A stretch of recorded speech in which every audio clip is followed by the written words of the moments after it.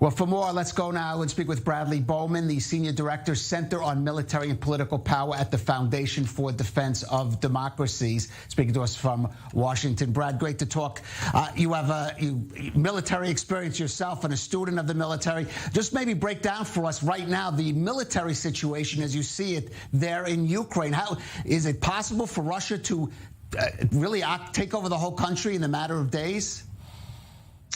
Thanks for the opportunity to join you. Thanks for the question. You know, many of us were suggesting for quite some time now that we could see a major military invasion of Ukraine. What was unclear would be whether they would just try to consolidate what they've been doing in the Donbass since 2014 or go for a full invasion. On that spectrum, if you will, we're much closer to the latter than the former. The fact that we've seen strikes in almost every major Ukrainian city, you see ground incursions coming from every direction. It's clear that Putin's objectives here are more on the maximalist end.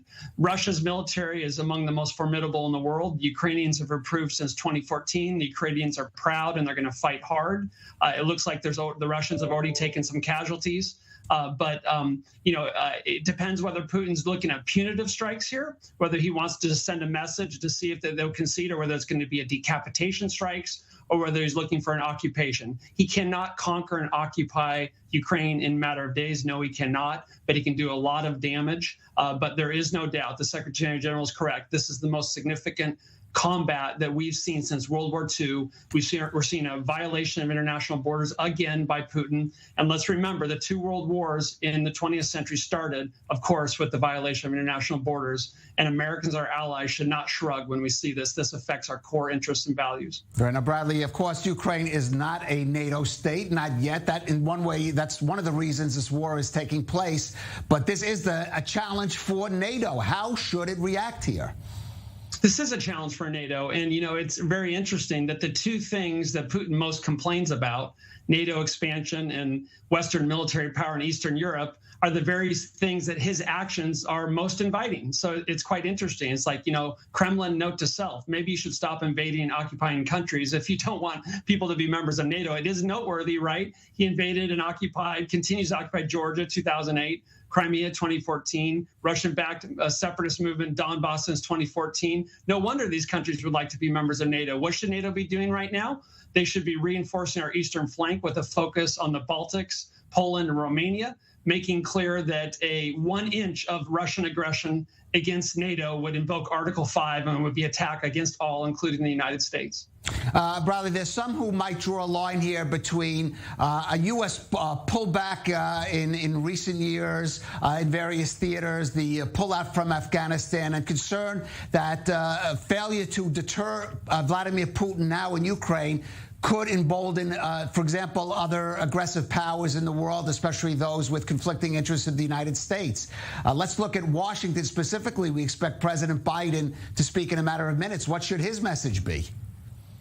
You know, there's some Americans who are spending more time criticizing Biden or Trump than they are Vladimir Putin. I think that's a mistake. I think we need to set the partisanship and tribalism aside and focus on the real villain here, who is Vladimir Putin, who once again is trying to reshape international borders with hard power. So the lessons for Americans and allies in Israel and everywhere else is that hard power remains relevant. And the most destabilizing thing we can do is deprive threatened democracies of the means to defend themselves. And I would put Taiwan in that category. I'd put Ukraine in that category. And frankly, I'd put Israel. America should be leading the world in helping threatened democracies deter rogue states and authoritarian aggression. And we do that best not by pieces of parchment that authoritarians and rogue states are throw away at the first opportunity, but making sure the good guys are more powerful than the bad guys, period.